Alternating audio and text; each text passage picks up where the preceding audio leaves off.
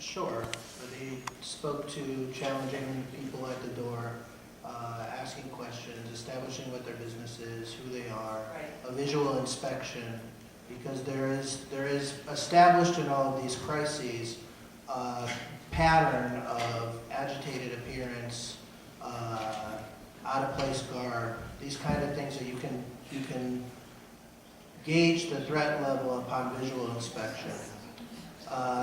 But all of these things, including the questioning and non-admittance, is all part of established protocol. We are going to review what happened, make the right kind of decisions. We are going to reinvest in the training materials, rewrite all the training materials, try to take all of the judgment out of it, try to make this as automatic as possible, taking nothing for granted. Mr. Kyle spoke about writing out very explicitly all the different kinds of questions and the required responses and actions to take depending on what kind of responses are given. We'll reinvest in making sure that everybody is incredibly well trained.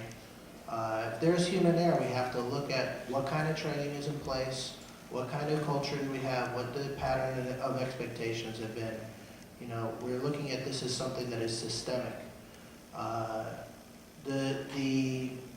The solution of the security guard at the door, we will be discussing at the board meeting on Monday night. I will bring up the possibility with the board. Understand that it's not just Tuscan School. We're talking about schools across the district. There's a multiplier effect there in terms of cost.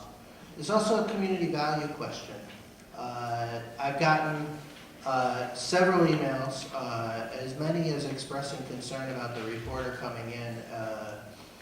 I've gotten emails and messages also saying, you know, this presence of a security guard in our school changes the tone and tenor of our school. We're not sure that we want it.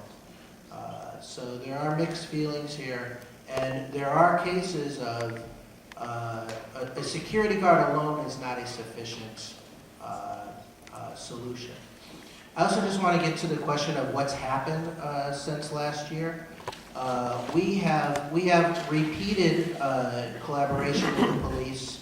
High-level officials from the Maplewood and South Orange Police Department have walked through all of our buildings. The fire department does it on a regular basis.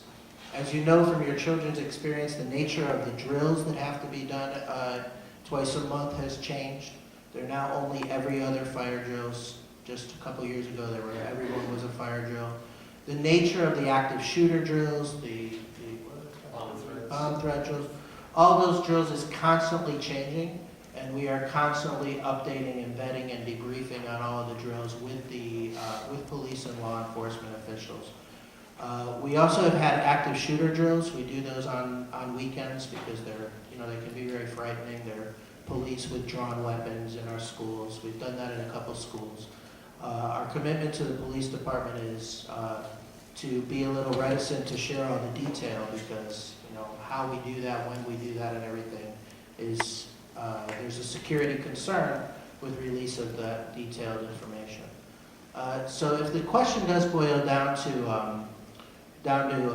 a guard or a reception area or not, then we will we'll engage that conversation with you further and with our Board of Education.